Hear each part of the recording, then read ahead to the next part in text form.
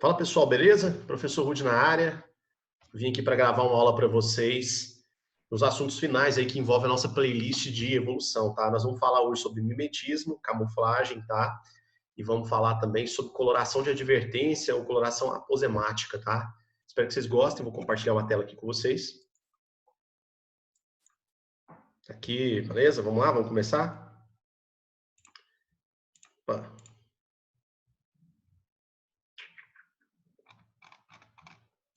Aqui, foi. Muito bem, pessoal. Então, o assunto de hoje é coloração de advertência, ou coloração aposemática, mimetismo e camuflagem, tá? São processos ligados à coloração, periculosidade, advertência, tá? Atração. São características que surgiram por pressões adaptativas, pressões ambientais que levaram ao processo de adaptação em diferentes grupos, tá? Relacionados ou não relacionados. Então, faz sim parte do assunto de biologia evolutiva e espero que vocês gostem. Vamos começar por isso aqui, ó. Tá vendo essa imagem? Você tá vendo uma rã flecha, tá? É uma rãzinha bem colorida, bem pequenininha, extremamente venenosa, tá? Essa coloração que ela usa aí serve para advertir aos seus inimigos naturais que ela é uma forma de vida perigosa, tá? Então, se algum predador resolver comer essa rãzinha aí, provavelmente ele vai morrer intoxicado. Ó, já guarda uma coisa na sua cabeça. Bicho colorido demais, bicho bonito, formas de vida colorida de uma maneira geral, são formas de vida perigosas, tá? Tenta evitar, por favor. Tem pessoas que saem aí durante feriados prolongados, férias, e vão colocando a mão em tudo, pegando as coisas. Toma cuidado, viu? Se você entrar em contato com um bicho desse aí, você pode se envenenar e pode vir até a óbito. Deus me livre, tá? Então, vamos começar por esse assunto primeiro, que é extremamente importante. Coloração de advertência ou coloração aposemática, tá? Gente, coloração de advertência não necessariamente está ligado a substâncias tóxicas, veneno, tá? Existem colorações que são usadas entre indivíduos para sinalizar na reprodução sexual, tá? Machos, de uma forma geral, costumam ser bem coloridos, atrativos, para chamar a atenção das fêmeas, tá? As fêmeas, elas usam isso como um critério de seleção. Machos atrativos, bonitos, vigorosos, são selecionados em detrimento de outros machos que não têm o mesmo vigor, não têm a mesma atratividade, tá? A gente chama isso de seleção sexual. Então, alguns machos são coloridos para chamar a atenção das fêmeas. É a velha história lá do pavão, né? Para chamar a atenção das fêmeas, ele produziu aquelas penas bonitas, vistosas, mas tem um detalhe importante, tá? Quando você chama atenção pela cor, pela forma, você não chama atenção só daquilo que você quer. Você também pode chamar atenção daquilo que você não quer. No caso do pavão, por exemplo, além de chamar a atenção das fêmeas, ele acaba chamando a atenção de vários predadores. Por esse motivo, a maioria das fêmeas, elas costumam ser animais que têm uma coloração críptica, uma coloração de dissuasão no ambiente. Elas somem no ambiente para poder não ser percebida por seus inimigos naturais. Isso é bom porque as fêmeas são responsáveis por dar continuidade à espécie, por efetivar a reprodução, tá? Mas se tratando aqui da questão de aposeumatismo, tá? A coloração de advertência, ela passa uma mensagem para os agressores de um animal que ele é um animal perigoso. Essas cores, elas não são cores para atrair predadores, e sim para afugentar os predadores. Os predadores aprenderam ao longo do curso evolutivo a evitar formas de vida muito coloridas porque elas são venenosas, tóxicas, tá? É um processo meio na bruta, tá? Um predador se alimenta de um bicho desse, acaba passando muito mal, e se ele se recuperar da intoxicação, ele nunca mais vai experimentar esse animal novamente que ele ingeriu, tudo bem? Então, a gente pode entender isso aí como uma aprendizagem a duras penas, tá? Aqui eu coloquei alguns exemplos para vocês. Coloquei aqui um percevejo, bem coloridão, um molusco aquático, veja aqui, ó, é uma lesma aquática, que bicho bonito. Aqui uma serpente bem colorida, olha que maravilha, padrão de cores. A rãzinha flecha aqui com uma coloração um pouco diferente. Isso aqui, pessoal, é um miriápodo, tá? Aquele animal, uma lacrainha que tem várias perninhas, tá? E aqui algumas espécies de besouros. Esse bicho aqui em cima, não sei se eu tô na frente de vocês, é uma salamandra, tá? Salamandras são anfíbios com cauda, ok? Bora lá? Vamos agora falar da arte da imitação. A arte da imitação, pessoal. A capacidade que os seres têm de se imitar, a gente chama isso de mimetismo, tá? Imitações foram muito valiosas ao longo do curso evolutivo. A capacidade que um bicho tem de imitar outro garante ele sobrevivência, garante ele diferencial. E isso foi selecionado positivamente, lembra? Qualquer característica que traga algum aumento de vantagem no ambiente é selecionada positivamente pela seleção natural. Por isso nós estamos estudando essas características aqui, nesse módulo de seleção natural, ok? Ou módulo de evolução. Bom, existem 3 tipos de mimetismo. O primeiro tipo de mimetismo é esse aí, ó, o mimetismo batesiano, tá? Vou pegar minha canetinha mágica aqui para a gente escrever do que se trata esse mimetismo batesiano. No mimetismo batesiano, pessoal, você tem espécies não perigosas, ok? Imitando espécies perigosas. Ô, professor, como assim, como assim? O que significa isso? Espécie tão perigosa, espécie perigosa. Imagine você uma espécie que não tem um gosto ruim ou não tem nenhuma capacidade de produzir veneno, inocular veneno, é uma espécie inofensiva. Ela é vítima de predação. Então, para sofrer menos com a questão da predação, ela passa a imitar uma espécie perigosa. Ela passa a imitar forma, cor, ok?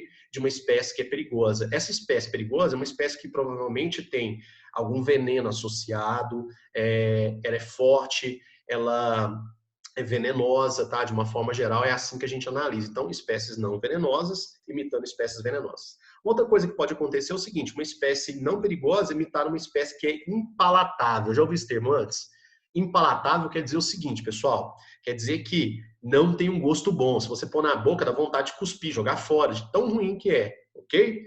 Impalatável é um nome gourmet para alguma coisa que tem gosto ruim. Tudo bem? Isso faz parte aí do nosso dia a dia. A gente vê, diversas vezes a gente come alguma coisa que tem um gosto ruim. Jiló, por exemplo. Jiló costuma ser impalatável para muitas pessoas, né? Tem um gosto amargo, muito ruim. Algumas pessoas adoram, outras pessoas não gostam. Então, quando alguma coisa tem um gosto ruim, a gente chama isso de impalatável. Espero que vocês tenham entendido, tá? Vamos aqui para os exemplos que eu trouxe para vocês do mimetismo batesiano. Mais uma vez, espécies não perigosas imitando espécies perigosas, tá? Você tem aqui o caso clássico, que é o caso das borboletas. Do lado de cá você tem uma borboleta monarca, tá? Borboleta monarca é uma borboleta venenosa, tudo bem? Enquanto larva, ela se alimenta de uma planta que tem toxinas e ela armazena essas toxinas nas suas células adiposas. E essas toxinas acabam passando para a vida adulta. Então, quando o bicho sofre metamorfose, a larva dá origem ao adulto e o adulto é venenoso. Beleza? O que acontece, pessoal? A borboleta monarca perigosa tem um padrão de cor característico e os predadores da borboleta monarca aprenderam a evitá-la por causa da sua coloração aposemática, coloração de advertência. Existe uma outra espécie de borboleta chamada de vice-rei. Essa borboleta vice-rei, ela não é venenosa, tá? Alguns autores afirmam que ela não é venenosa, ela não é perigosa, mas ela imita o padrão de cor da borboleta monarca. Então, imitando o padrão de cor da borboleta monarca, qual que é a mensagem que ela passa para os seus agressores, os seus predadores? Que ela também é venenosa. Então, você tem uma espécie não perigosa, a vice-rei, imitando uma espécie perigosa, a monarca. O que os predadores aprenderam? Aprenderam a evitar animais com coloração aposemática. Então, para o predador, olhar para a monarca e olhar para a vice-rei é olhar para a mesma coisa. Então, ele evita as duas. Isso trouxe uma vantagem, obviamente, para a vice-rei, que diminuiu muito a questão da predação por imitar a borboleta monarca. Entenderam? É muito fácil, muito tranquilo. Tenho certeza que ninguém vai errar isso em algum exercício. Agora, olha o outro exemplo aqui. De novo, eu trouxe borboletas. Aqui você está vendo uma borboleta que é chamada de cáligo, tá? Essa borboleta é linda, pessoal. Ela tem asas enormes e nas asas você vai encontrar umas manchinhas chamadas de manchas ocelares. Essas manchas ocelares, elas imitam olhos. Se você prestar atenção aqui nessa imagem, olha só para você ver as duas borboletas que estão juntas aqui, as manchas delas juntas lembram 2 grandes olhos, parecendo olhos de uma coruja. Qual que é a ideia aqui? Se algum predador, por exemplo, um pequeno mamífero, um réptil ou mesmo um pássaro chegar e ver esses 2 grandes olhos olhando para eles, ele vai ter a ideia de que ele está lidando com um bicho grande demais, então ele foge. Então, o que está acontecendo aqui também é um mimetismo batesiano. As borboletas estão imitando algum animal grande e perigoso. Beleza? Agora, outro exemplo que sempre aparece é o exemplo das corais, né? Como assim exemplos das corais? Você sabe que existe um tipo de cobra ou um tipo de serpente chamado de coral. As corais são animais extremamente perigosos. Elas pertencem ao mesmo grupo das najas, aquelas serpentes que a gente vê muito em filme lá de Egito, de Oriente Médio, né? As corais, elas são cobras, são serpentes extremamente venenosas, ok? Agora, existem algumas serpentes que não são tão venenosas, ou mesmo não são venenosas, que imitam as corais. Essas serpentes foram habilitadas de falsas corais. A maioria das falsas corais são venenosas, mas elas têm uma dentição para injetar veneno que fica na parte posterior da boca. Então, elas têm dificuldade de injetar o veneno. Essa dentição de injetar o veneno que fica na parte posterior da boca, a gente chama de dentição opistóglifa. Já as corais tem uma dentição permanente na parte anterior da boca. A gente chama de dentição proteróglifa. Então, o que as falsas corais fazem? Elas imitam as corais verdadeiras, com o padrão de cor, forma, e isso passa uma mensagem para os agressores que esses animais são perigosos. Então, mais uma vez, eu tenho um bicho não perigoso imitando um bicho perigoso. A gente chama isso de mimetismo batesiano. Beleza? Eu vou apagar isso aqui, pessoal, que eu escrevi, e mudar o slide, porque senão, quando eu passar o slide, tudo que eu anoto passa para o outro também. Bora lá? Let's go! Muito bem. Segundo tipo de mimetismo é o mimetismo mulleriano. Bora lá, quem estiver anotando, pega papel e caneta aí e anota. Saca só. No mimetismo mulleriano, qual que é a ideia que você tem que pegar? Que você tem espécies tóxicas se imitando. Como assim, professor, espécies tóxicas se imitam? Eu tenho duas espécies impalatáveis. Lembra dessa ideia? Impalatável? Tem um gosto ruim? Duas espécies que têm um gosto ruim, imitando uma a outra. Forma, cor, ok? Textura. Eu trouxe dois exemplos aqui para vocês verem. Ó. Primeiro exemplo, do lado de cá, ó, esse lado aqui, você está vendo uma abelha. Essa abelha é conhecida como abelha cuco, tá bom? E do lado de cá você está vendo uma vespa. Essa vespa aqui é conhecida como vespa amarela de jaqueta. Parece que ela está usando uma jaquetinha. Perceba, pessoal, que o formato do corpo e o padrão de cor é muito parecido. É quase o mesmo bicho, não é? Ambas são impalatáveis. Se algum predador resolver comer esses bichos aí, ele vai passar muito mal, tá? Ele pode vomitar, ele pode desmaiar, ele pode ter uma diarreia das brabas. Então, o que acontece? Por aprendizagem, os predadores aprenderam a evitar esses bichos aí que têm coloração de advertência, coloração aposemática. Então, o predador chega para atacar. Olha o padrão de cor da abelha cuco. Olha o padrão de cor da vespa de jaqueta. O que ele faz? Ele recua. Para o predador, trata-se do mesmo bicho. Então, se imitando, eles passam uma mensagem para o predador que é o mesmo bicho. Então, o predador evita ambos. Esse tipo de mimetismo, quando espécies impalatáveis, né, que tem um gosto ruim, se imitam, a gente vai chamar de mimetismo mulleriano. Tudo bem? Maravilha. Vamos para o último, que é o que eu acho mais interessante. Deixa eu apagar aqui. Fechar. O último, pessoal, é esse mimetismo aqui. Olha o nome desse trem. Pecca-Haminiano. Eu não vou conseguir lembrar disso. E eu acredito que você não, né? Então, o mimetismo Pecca-Haminiano, ele é conhecido como mimetismo de ataque. Ataque. Como assim mimetismo de ataque? Se liga só. Você vai ter um predador imitando a presa. Como assim, professor? O predador vai adquirir forma, vai adquirir cheiro, textura, cor da presa, para ele poder perambular dentro da população de presas e, praticar a predação. Aí eu trouxe aqui duas imagens para você comparar. Desse lado de cá, você está vendo uma formiga. É um inseto. Lembra que insetos têm três partes: cabeça, tórax e abdômen. No tórax, você tem associado 3 pares de pernas, tá? Na cabeça, um par de antenas. Então, é uma formiga. Do lado de cá, o que você está vendo? Você não está vendo uma formiga. Você está vendo uma aranha, um aracnídeo. Saca só, pessoal. Aracnídeos têm 4 apêndices locomotores. Ó, apêndice 1, 2, 3 e 4. O que essa aranha está fazendo? Perceba que ela está imitando o formato do corpo da formiga. Ela é tão perspicaz que o primeiro apêndice locomotor ela colocou perto da cabeça para parecer que são antenas. E não é só a forma que mudou, não. Provavelmente essa aranha está liberando algum odor, alguma substância de cheiro, para que ela não seja identificada dentro do formigueiro como uma invasora, para poder perambular entre as formigas praticando o quê? A predação. Esse tipo de predação, esse tipo de mimetismo, onde um predador imita as feições, as formas da presa, a gente chama de mimetismo de ataque, tá? Entenderam? Esse mimetismo é fantástico, gosto muito dele. De boa? Deixa eu apagar aqui. Tá? Vamos pro próximo. Bora, galera. Passa. Muito bem. Agora vamos falar um pouco sobre coloração críptica ou camuflagem. Coloração críptica é um termo que quase não aparece em exercício, aparece mais camuflagem. Camuflagem, pessoal, é a habilidade que o bicho tem de sumir no ambiente. Ele vai imitar forma, imitar cor e desaparecer. Isso vale tanto para as presas quanto para os predadores, né? Lembra que presa e predador coevoluem. Como assim, professor, coevolui? A evolução de um grupo causa a evolução de outro. Modificações de características de um grupo geram modificações de características de outro. A gente chama isso de coevolução. E a gente estuda mais esse processo de coevolução quando a gente está falando de polinização entre flores e polinizadores. As flores e os polinizadores coevoluem, tá? Uma flor modifica o cheiro, uma forma, o polinizador aprende a identificar o cheiro e a forma, tá? A gente estuda muito isso na parte de botânica, mas isso aí é um processo de coevolução também. Então, predador e presa estão o tempo todo tentando melhor se adaptar à questão da predação, tudo bem? No caso da camuflagem, os predadores vão usar a camuflagem para poder se aproximar e predar as presas com mais facilidade. Já as presas vão usar a camuflagem para sumir do campo de visão dos seus predadores e poderem perpetuar a população, ou seja, se reproduzir. De boa? Temos dois tipos de camuflagem. A camuflagem onde o bicho vai imitar a forma do ambiente e a camuflagem onde o bicho vai imitar a cor do ambiente. No caso, quando o bicho imita a forma do ambiente, a gente vai chamar essa camuflagem de homotípia, tá? Aí eu trouxe dois exemplos aqui para vocês. Desse lado de cá, ó, presta bastante atenção para você ver. Do lado de cá, eu vou pegar minha canetinha mágica aqui. Cadê ela? Tchan. Do lado de cá, o que você vai ver? Você vai ver isso aqui, ó, que eu vou marcar. Aqui onde eu estou marcando, isso aqui que eu estou marcando, não é uma folha. Parece uma folha, não parece? Mas isso aqui é uma lagartixa, gente. A gente chama essa lagartixa de geco. É um réptil, um réptilzinho.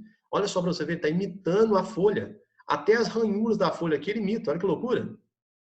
Massa, não é? Como é que é o nome desse negócio? Camuflagem do tipo homotípia. Agora, o mestre em fazer isso aí não é a lagartixa. É esse animal aqui que eu acho que todo mundo já ouviu falar, pelo menos alguma vez na vida. Isso aqui é o famoso bicho-pau. Pessoal, o bicho-pau é um inseto, tá? E ele tem 3 partes corporais, 3 apêndices locomotores. Ó, apêndice 1, 2 e 3. Agora um desafio, hein? Onde é a cabeça? A cabeça é aqui ou é aqui? Vou te dar uma dica, saca só. Vou pegar aqui. Aqui é a minha setinha. Ó, dá uma olhada aqui para você ver. Ó. Ficou horrível isso aqui, peraí. Ó.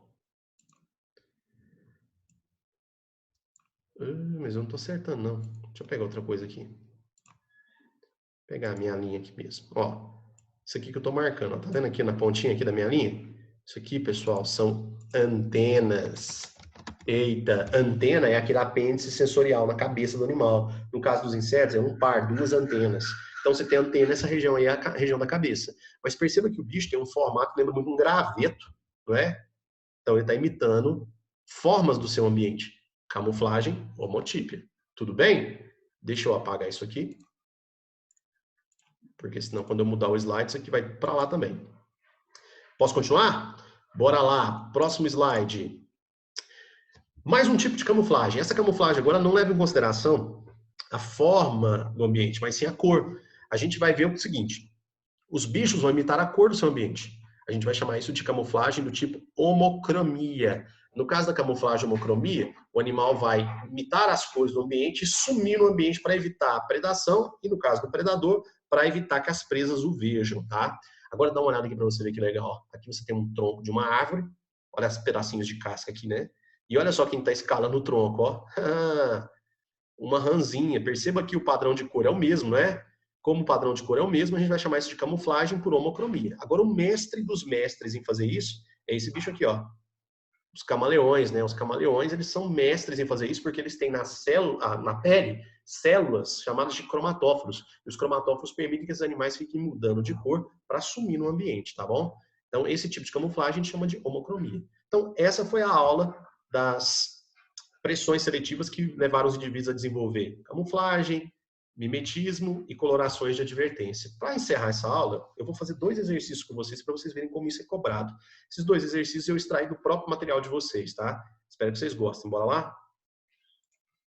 Ó, primeiro exercício aqui que eu extraí do material de vocês, a gente tem que associar uma coluna com outra. Então, na primeira coluna, você tem que mimetismo e camuflagem, os 2 processos que nós estudamos hoje. Já na segunda coluna aqui você tem alguns bichos, algumas formas de vida, porque tem uma planta aqui também, né? Que realizam esse processo. Então vamos lá? Bom, o número 1 é mimetismo, o número 2 é camuflagem. Deixa eu pegar a minha canetinha mágica aqui para escrever. Vamos lá. Deixa eu tirar isso daqui, sai da frente, pô. Aí. Vamos lá, camaleão. O camaleão a gente viu que ele imita as cores do ambiente. Imitar a cor do ambiente é um tipo de camuflagem. Então aqui a gente vai colocar o número o quê? 2. Show, hein? Bicho-pau. Bicho-pau, ele também imita formas do ambiente. Imitar formas do ambiente, não imitar outro bicho, é camuflagem. Então, bicho-pau, 2, camuflagem. Falsa coral. A falsa coral é aquela serpente que pode ser venenosa ou não venenosa, que imita uma coral verdadeira, um bicho extremamente perigoso. Um animal não perigoso, imitando um animal perigoso. O nome disso é mimetismo batesiano. Então, vou colocar aqui um de mimetismo. Agora, orquídea abelha. Olha o nome, orquídea abelha. É uma orquídea que tem flores, que lembra muito uma abelha. Provavelmente libera até cheiro de abelha, para que as abelhas cheguem até ela e se preencham de pólen para poder levar para as outras flores. É um tipo de mimetismo, uma planta imitando um animal. É um tipo de mimetismo, uma forma de vida imitando outra. Então, vou colocar aqui, ó, mimetismo. Beleza? Agora aqui o linguado. Não sei se vocês já ouviram falar, mas linguado é um peixe. Esse peixe tem uma coisa interessante, ele tem os olhos os dois olhos do mesmo lado. Porque como ele nada arrastando no chão, se os dois olhos não tiverem de um lado, tiver um de um lado, o outro do outro, o outro olho vai arrastar no chão, o animal fica cego. Então esse animal tem uma adaptação, os dois olhos ficam do mesmo lado do corpo. Ele é muito usado na culinária de alto nível, gastronomia de alto nível, tá? Eu nunca comi esse peixe, nem sei o gosto que tem isso. Deve ter gosto de frango, né? Tudo que não tem gosto de frango. Esse bicho aqui, ele está sumindo no ambiente, então ele se camufla. Então, vou colocar aqui, ó, 2, camuflagem, tá? Então, camaleão, camuflagem, bicho-pau, camuflagem, falsa coral, mimetismo, orquídea abelha, mimetismo, e linguado, camuflagem. Alternativa correta, pessoal, só pode ser alternativa. Qual alternativa, gente? Só pode ser alternativa letra D. Letra D é a nossa alternativa verdadeira. Beleza? Vamos para o último, a saideira? Deixa eu apagar então o que eu escrevi aqui, senão passa para outro slide. Beleza. Último exercício. Opa, olha aqui, ó. Diversas são as estratégias de adaptação de uma espécie aos distintos ecossistemas do planeta Terra. Dentre essas, citam-se a camuflagem, definida como a propriedade dos membros de uma espécie apresentarem uma ou mais características que se assemelham ao ambiente, dificultando sua localização por espécies com as quais interagem, sejam elas predadoras ou presas. E o mimetismo, no qual duas espécies diferentes assemelham-se em certas características, o que constitui uma vantagem para uma ou para ambas, em relação a outra ou a outras espécies. Diante do exposto, assinale, ou melhor, analise as assertivas abaixo. Então, vamos analisar aqui e ver qual que é a camuflagem e qual que é mimetismo. É só a gente identificar. Deixa eu pegar minha canetinha aqui para escrever. Beleza? Urso polar. Urso polar, na neve, pelo branco, exuberante, é confundido com o ambiente gelado. Assim, representa um perigo para suas presas, além de se proteger de predador. Gente, o urso polar está imitando o ambiente. Então, se trata de uma camuflagem, tá? A camuflagem aqui está ligada à cor, então é uma homocromia, tá? Muito bem. A borboleta vice-rei. A borboleta vice-rei é aquela borboleta não tóxica, de sabor supostamente agradável aos pássaros, é confundida devido à enorme semelhança com a borboleta monarca, extremamente tóxica. Então, um bicho perigoso sendo imitado por um bicho não perigoso. Esse a gente tem um caso clássico de quê, gente? Mimetismo. Esse mimetismo aí é o batesiano, tá? O inseto bicho-folha. Gente, o bicho-folha ele lembra muito o bicho-pau, ele imita a forma, tá? Ao invés de imitar a forma de um graveto, ele vai imitar a forma de uma folha. É tão parecido com a folha que até as nervuras da sua asa lembram as nervuras foliares. Gente, nervura foliar são aquelas marcas na superfície da folha. Essas marcas, pessoal, elas são produzidas pelos vasos, xilema e floema, tá? Então, vamos colocar aqui. Se trata de quê, pessoal? Se trata de uma camuflagem. Essa camuflagem de imitação de forma a gente chama de homotipe, tá? Existem espécies de coral falsa, são aquelas serpentes não perigosas e não venenosas, naturalmente são confundidas pelas corais verdadeiras, inoculadoras de veneno. É um bicho não perigoso imitando um bicho perigoso. De novo, a gente tem um caso de quê, gente? Um caso de mimetismo batesiano. Parece mais mimetismo batesiano em exercício do que os outros, tá? Mas eu quis passar os outros para você não ter nenhum tipo de problema, tá? Então, vamos ver o que o exercício pede. São exemplos de camuflagem. Só camuflagem. Número 1, não é? O número 2 também, que é camuflagem, ó. Vou escrever para vocês, perdão. Número 1, o número 3, perdão, o número 1, o número 3 e o número 4. Então, a alternativa correta tem que ser, pessoal... Qual que tem que ser? Vamos colocar aqui. A letra A. A letra A de acabou a aula, tá? Espero que vocês tenham gostado. Beijão para vocês. Fiquem bem. Logo, logo a gente vai se encontrar, tá? Um abraço e o professor Rudy vai embora. Tchau, tchau.